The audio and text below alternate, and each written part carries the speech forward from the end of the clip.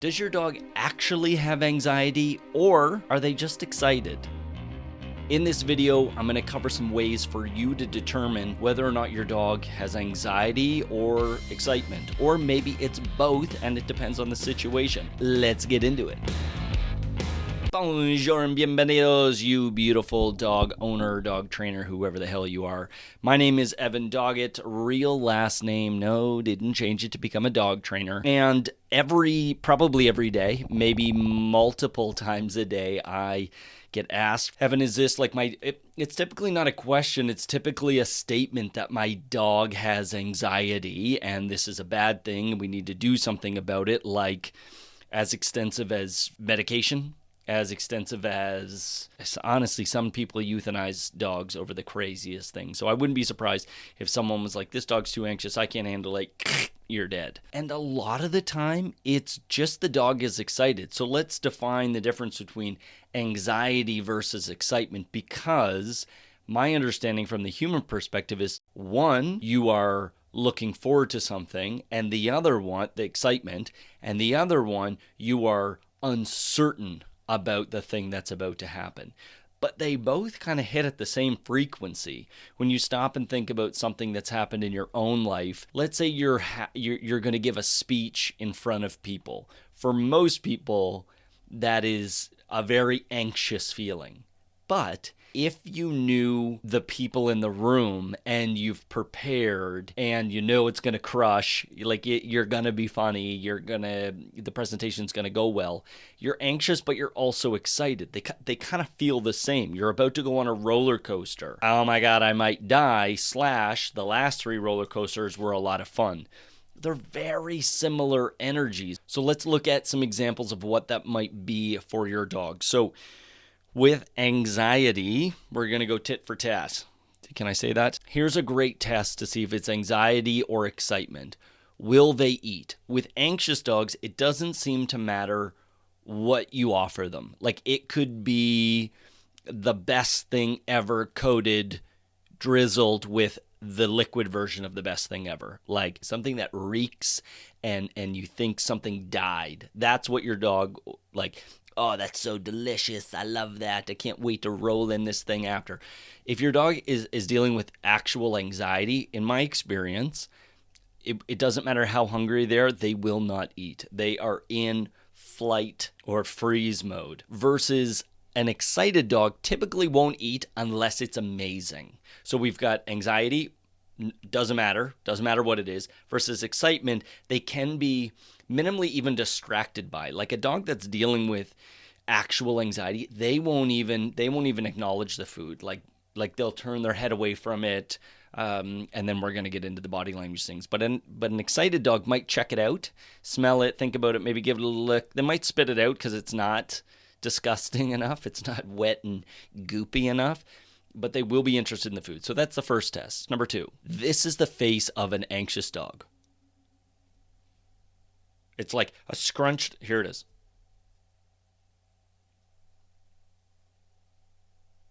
Was that good? Really big eyes. Their ears, depending on if it's like a perky eared dog, they'll be flat typically. They'll be like flat to up and radaring, and then flat back down. But it's a lot of like big eyes. They can both be panting. An excited dog, though, the ears are up and the eyes are, while they're big, they're not like, you don't see a lot of the whites of their eyes. So excited, more anxious, both can be panting, but a really anxious dog will be almost like mouth puffing, like they're... I haven't practiced a lot of my dog facial expressions yet. Here we go. So they're breathing heavy, but they're almost closing their mouth, because think about if you hear something in the middle of the night, you freeze, you stop breathing almost, versus you're like, you're sweating, you're carrying on, you're at a house party, you're excited. If you've ever seen anybody on MDMA, they're like bouncing around, they're excited, their mouth is open, they're grinding their teeth, they're doing all kinds of crazy stuff. They're excited, but they're not worried. LSD, different story. So I've been told, don't listen, you know what? Don't don't be pointing fingers at me. I'm not under, we're talking about dogs right now. Their tail, another great example.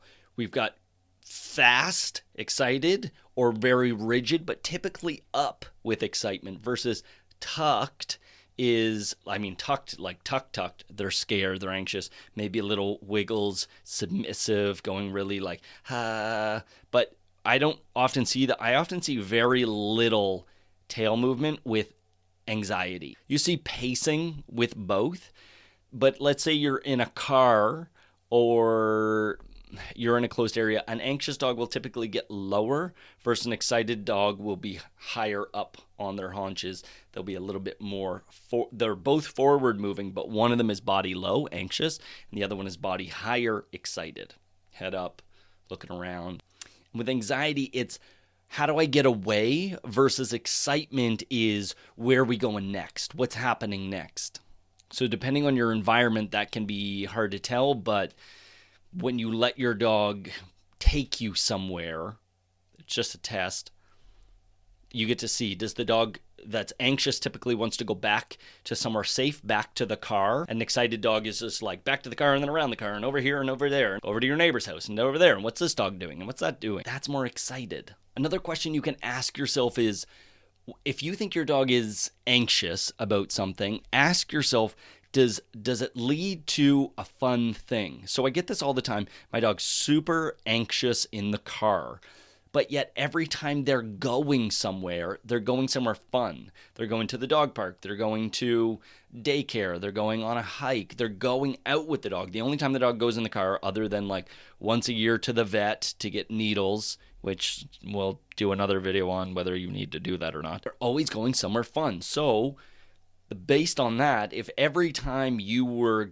got in the car, it was to go to the bank and take out a bunch of cash that they gave you for free, you'd probably be like, "Ooh, we're going in the car, giddy up." Apparently, this is how you drive a car. This is how you drive a car. Ooh. I've been watching a lot of prequels to Yellowstone, so everything has to do with horses in Montana. And as someone who's ridden horses for a long time, don't do this. This thing is just for movies.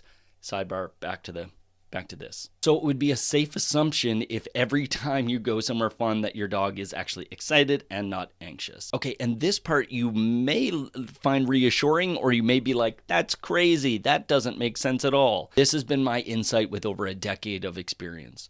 Whether your dog is anxious or whether your dog is just excited, you can approach them the same because they're both very similar types of energy. They're both up, they're both woo, high vibration. These 6 tips will work regardless of whether it's one or the other. So if you can't figure it out based on the previous information, don't sweat it. Just use one or all 6 of these practices and implement them over time. And what I mean by that is like, give it a chance. You can't be like, I did this one thing once and it didn't work and therefore he's wrong. I'm sure there will be some of those people watching this video, but dogs take time. It takes practice. You need to get better with your handling skills and some of these things as well. So give it a chance and always come back and let me know how it's going. Also, if you're getting anything out of this video so far, thank you for hitting the like and subscribe button. I also read all the comments, so if there's anything that you want to point out or give a little shout out, a little "Que onda, pasero?" Okay, number 1 would be productive movement, if possible. So obviously, if you're in a car, this one doesn't apply. But productive movement would be having your dog on a leash attached to a tool that you can actually move your dog. So what I mean by that is like, if you have them on a harness, you're typically just dragging them one way or another versus a collar that goes somewhere on their head. I don't care what it is other than probably not a big flat collar, because those are just designed for 2 reasons. You ready? 1, to hold your dog tags. 2, to look fucking adorable. If it can do either of those, check. But other than that, almost useless. So I'm a big fan of slip leads, prong collars, halties, gentle leaders, basically same thing, figure 8, whatchamacallits, whatever it is, to be able to get your dog to stop looking here and start looking over there, over here, move and manipulate. Because your dog is vibrating super high and they're anxious, asking them to do something like a sit is like the worst thing you can do. But when you can move that energy, my big favorite thing is I call it a figure 8 reset, where you go backwards and you go forwards and you go backwards and you go forwards, and you just do this movement thing, and it allows them to be looking this way and then that way and then this way and then that way. And then what happens, they typically don't get too dizzy, but you're able to move the energy, and it's something that you practice at home. And then you can try a sit to go, okay, can you chill? Number 2 would be apply obedience, specifically a down command. Initially, very difficult. Don't try to do this for the first time when your dog is anxious. Teach this stuff at home. If you struggle with your dog being excited or anxious in the car, you want to practice this in the car while it's not moving. First, practice it at home. If the dog is allowed on the couch, even easier. If your dog has a dog bed, start there. Do it. Don't try to teach your dog how to lay down on gravel to begin with. Make it as easy as possible for them and for you. Then go to the car, put them in the car. It's not running. They're on a leash. Practice your down. If they won't do it, you can use leash pressure to bring them down, guide them down, pressure on, pressure off, reward. So pressure on is like using leash pressure, pulling down just slightly, just a little bit of pressure. They lay, and then just be patient. Shut up. Stop saying down, down, down, down, down, down, down, down. Hey, hey, hey, hey. No, no, no, no. Down, down, down, down. Can you see how that might be making things slightly more anxious, slightly more disturbing for your dog? Pressure, reward, break. They can come out of the car. Staying in the car too long, staying in the situation too long just creates more anxiety.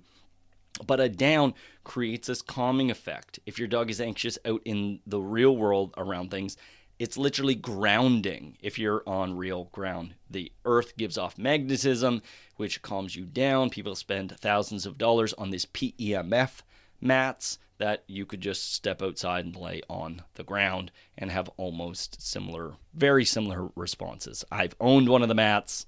It's a very similar response as to just laying on the ground. If your dog doesn't know down or won't do down, practice. Number 3 is change your dog's food if they're eating ultra-processed kibble. Some people are just like, food doesn't matter at all. If your dog is primarily eating bags of sugar, which doesn't matter how much money you spend on dog food, that's how it gets absorbed. Whether it's the best of the best or the worst of the worst, the big difference is the ingredients, but it's all rendered.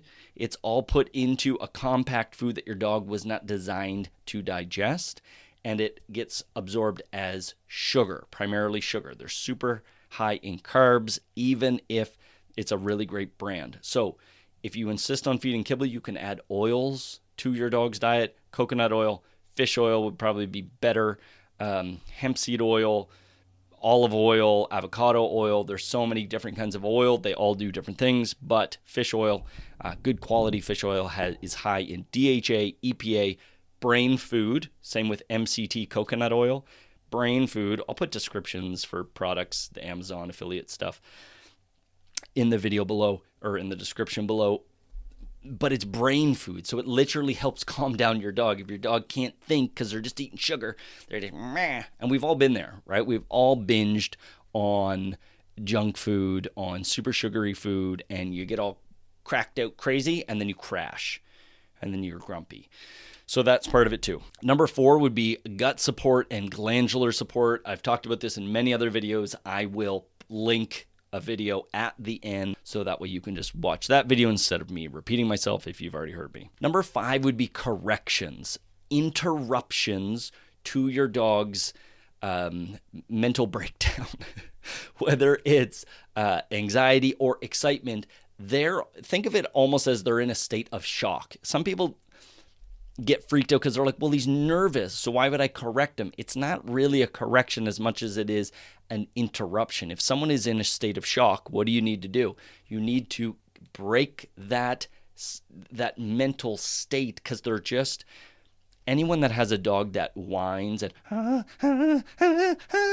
then they're just they're just like freaking out. You know that if you've ever accidentally dropped a cookie sheet or something as they're winding up, they come, hey, what was that? I don't need to freak. What was I freaking? What was happening? What were we doing? So if you can interrupt that behavior, even if it's anxiety, and then it doesn't end there. That's why it's like, it's a list of 6 things. We've got one more, but it's not just one or the other. It's using. So if you do a correction, like a pet corrector is one of the easiest things, best things in the car.